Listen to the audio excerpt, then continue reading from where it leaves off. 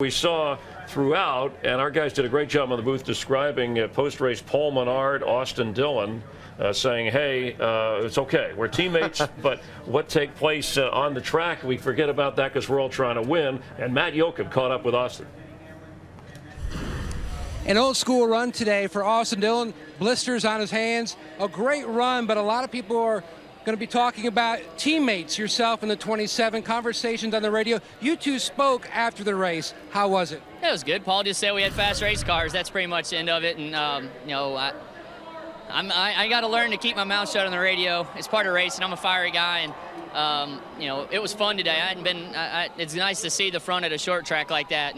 And, you know, sometimes you just got to grow up a little bit. But it's nice to be running up front. I got to thank Dow, American Ethanol, AAA, all the people that support us. You know, it's fun. I'll talk to Paul. Me and Paul are fine. That's the small part of it. What a run! And Slugger made a great call there. Pit crew did a great recovery. We broke a jack and were able to recover from that. So a lot of things happened today. Martinsville, your head's hot. You say things you don't want to mean. Monday morning, I'll talk to everybody. We'll figure it back out. I got to thank the good Lord above too. He blessed us with another great run today. During that rain delay, Ryan Reed and Ryan Sieg, they were involved in an incident. They had to be physically separated. Their crews got into a scuffle. This is a view from Reed's car. The driver's involved in a crash prior to the goal. From the Infield Care Center, declined the opportunity to speak with our reporter as John West Townley and Spencer Gallagher exchanging words. And oh, they're going at it. This is going to be good here. Hope the trucks aren't coming. John West Townley and Spencer Gallagher down there in turn one. And there's points for a takedown. And the fans are loving it. Townley and Gallagher. John West Townley landed a couple of good blows there.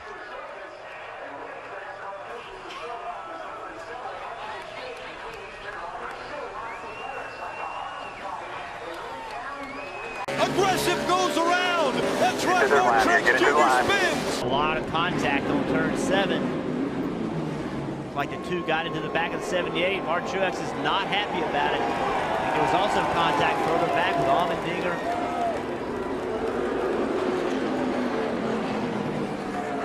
Hamlin grabs his first road course win of his career.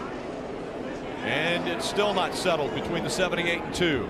Hand going out the window for Brad.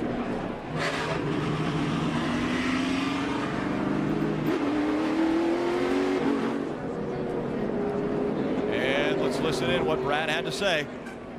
I think he was going to come up in front of me. Sorry, Mark. I rough up the 11. I wanted to be outside to make a crossover, see if I couldn't get both. And at the last minute, he came back up when I was already committed. That's my fault. Luckily, with the way this chase is, I know he probably won't hear it. Doesn't hurt you too bad, but all in all, just another one of those Watkins Glen crazy days. He said it was his fault. I said I knew that. Simple as that. It's all good. It's just hard racing. I just wanted him to know that I wasn't happy after the race. As far as the rest of it, it's not a big deal. It's hard racing, road course. Going for the win at the end. Thought I might have got a run off 11 there on the 11 if I hadn't got spun around. Nemechek right on the bumper of Cole Custer. Custer getting through. Here they come through turn 9. Nemechek gives him a little bump. Custer hanging on. Nemechek gets into him. John Hunter Nemechek and Cole Custer. They're wrecking and spinning, coming to the line. Who is it going to be? Side by side through the grass.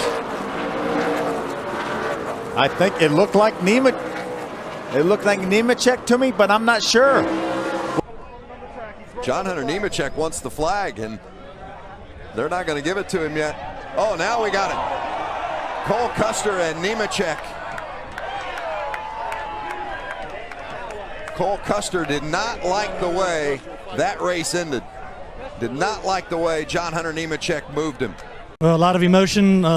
Your thoughts the last lap and after the race? I don't know. We had a really fast truck. Just got taken out. He hit me going into the second to last corner. Then he hit me again. So I don't know what else to do. But That's how it is, I guess. I caught the 0-0 there, and we didn't wreck him for the win. Robin's racing, but if I would have been in the same spot, he would have done the same thing to me to get a win. Now, I know Cole Custer was a little displeased with you there at the end. Do you plan on having a conversation with him after this? No, we'll just kind of see where it goes. If we have a conversation, we will. If not, we won't.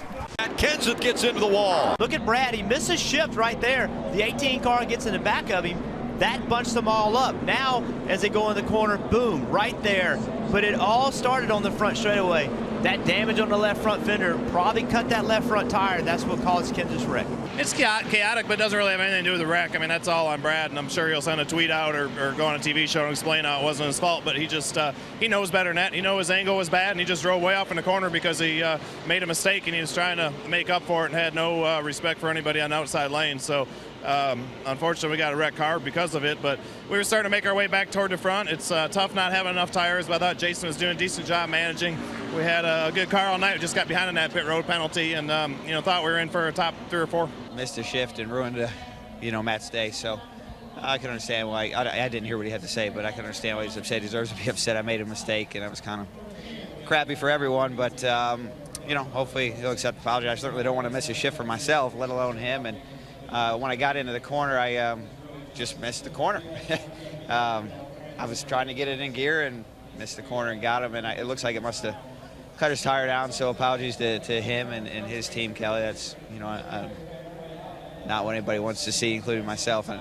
But as far as the rest of the day is concerned, I thought it was just a hard-fought, Richmond night race, and a lot of yellows there at the end, and hard to keep up with. The 1178 ran a great race, and so did Larson there at the end, and we finished right behind him. I just wish I could have cleaned up a few mistakes and maybe could have snuck in a win, but we just needed a little bit more. Stewart, who is in the chase, but obviously the contact with Ryan Newman is what everyone's talking about right now. He seemed to indicate that you cut across his nose and that it was intentional. What was your take on that and your reaction to what he said?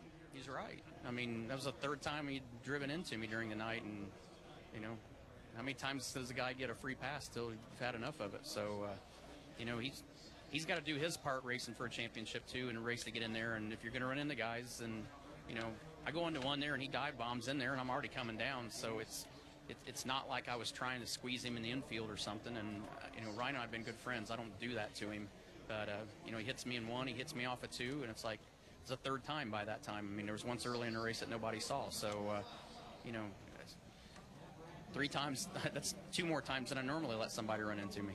As a guy who is your friend and used to be your employee, he also said some things like driving like you should already be retired. Your reaction to that?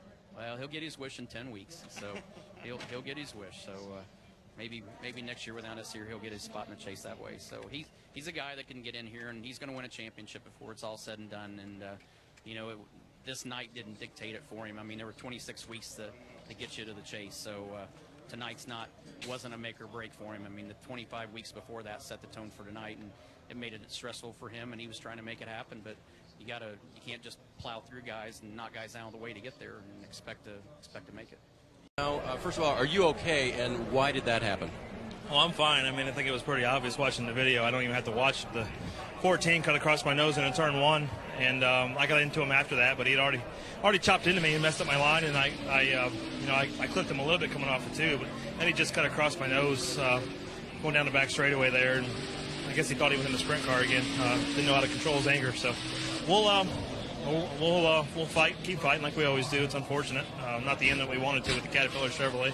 Had to thank Granger and Wicks and Sprint and everybody else that helps put us on. But just disappointing that you got somebody old like that's retired and should be retired the way he drives. It's just ridiculous.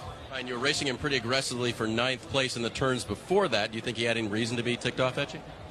I only hit him in turn 1 when he cut across my nose, so I don't think there was any reason other than him just being bipolar and having anger issues. So, well, I mean, you can look up, you can Google Tony's story. You'll see all kinds of things he's done. Look it up on YouTube, everything else. Quite the guy. Glad Ryan's okay, out for the night, and Chase Hope's dashed. Last week between Newman and Allmendinger, even though they're not in the chase, these guys still trying to make the best of their seasons and get every position they can. With contact here between the 47 and 31, that would actually escalate. Pretty wide in the middle of 1 and 2. As soon as he come off turn 4 right here, AJ crosses him over. They get into 3, and Newman gets up the racetrack, gets in the side of the 47 car. 47 car way up the racetrack, gave up a lot of spots. The race was over. AJ let him know he wasn't happy. They're currently 7th and 8th in the chase standings. Take a look at, once again, the hard racing that takes place between Jimmy Johnson and Denny Hamlin. Again, it all starts in turn 2, like we talked about with all the other incidents. You see right here, Jimmy Johnson on the apron, but that's raceable at New Hampshire, and he tries to get inside the 11, make some contact, so then he goes and finds some other caution, and then has a little words over the radio to let Jimmy know how he feels about it. Yeah, not happy about the way he was raised. You see Jimmy Johnson coming over. So Denny said this. Something at 48 now, almost 10 minutes, I can get to him. I take that back. I'm going to race him hard. How about that? I take that back. I'm going to race him hard. And that's what took place. Jimmy came over after the race and discussed the situation, and drivers used their hands. Well, and Rick, remember, with qualifying rained out. This happened on the final lap at Talladega. Kurt Busch made contact with Harvick. It happened again on the cool-down lap, and after the race was over, Harvick approached the 41 car and took a swipe at him. Here's what they both said afterwards. Looked like your teammate Kevin Harvick came up to you. What did he have to say to you? He has a misunderstanding of the call at the end of the race. He'll understand it, and I'm sure he'll clear it up in his interview. For us, we're great teammates. We're doing good together. We have to work together to beat all these other teams out there, and he knows that. Yeah, final laps, I know everybody's just pushing and shoving, and then clean the side of our car out after the checkered flag, so I don't really understand that. But all in all, our Jimmy John Chevrolet did a great job, and didn't have a scratch on it until then, so that's pretty good for Talladega. Did Kurt have any explanation for you? Not really. Team meeting later, maybe? Probably. Upset with Ben Kennedy having conversation down in the garage area. Frustrated with Ben Rhodes. We talked about it. There were going to be some hurt feelings after the race. Always is here. We talked about in the open, fighting for space, and then maybe some fighting in the garage afterwards. And Kennedy, it is tight quarters racing, and there's no question Rhodes got into the back end of him. Whether or not that's just part of it at Martinsville, or whether Ben's got a real beef there. From what I saw, Ben Kennedy should be upset. He didn't cut Ben Rhodes off. They were in the center of the corner, and Ben Rhodes just hit him right in the back.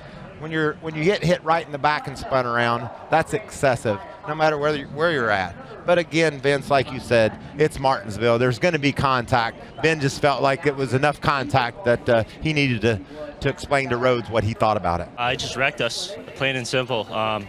He'd given us a headache all day. He tried to wreck us earlier. He failed at it, and he wrecked us over in turn 2. So it's really unfortunate. We're racing here for a chase, and he wants to race me that way. I'm going to race him back that way. A little frustrated with one another. That's Haley in that orange truck on the right side, and you see the contact with the 4 of Christopher Bell. It looked like the 00 truck of Cole Custer moved over, and that shot Bell down into Haley, and then look at this. Haley just takes that spot away. And then after the checkered flag, they get together. You tell him to come talk to me. I cleared him. It was going to be about 2 inches. We had to take the air. He bounced it off the wall. Man, it was just hard racing there at the end. Cameron got a big run on me off of 2, and he'd been running the middle of 3 and 4, so I moved up. Well, then he shot the gap on the bottom and almost had me clear, and I should have lifted, but I stayed in it, and we got run into the fence. At that last restart, I didn't know what happened. I guess they went 3 wide, and Christopher got loose and got into me, and we got a pretty bad right front tire rub. And that had nothing to do on the last lap. I mean, I apologize for that to him. I know he's in the chase, and my spotter was calling clear, clear, clear. I need to go apologize to him. It's not the way I wanted to race a chaser. We just heard Haley say he needed to get with Christopher and explain the situation, and that's exactly what you're seeing right here. Yeah, I just love the fact that that young man went to seek out Christopher Bell to tell him, hey, my fault. I didn't mean it. I didn't want to race you that way, and that's exactly what he's saying.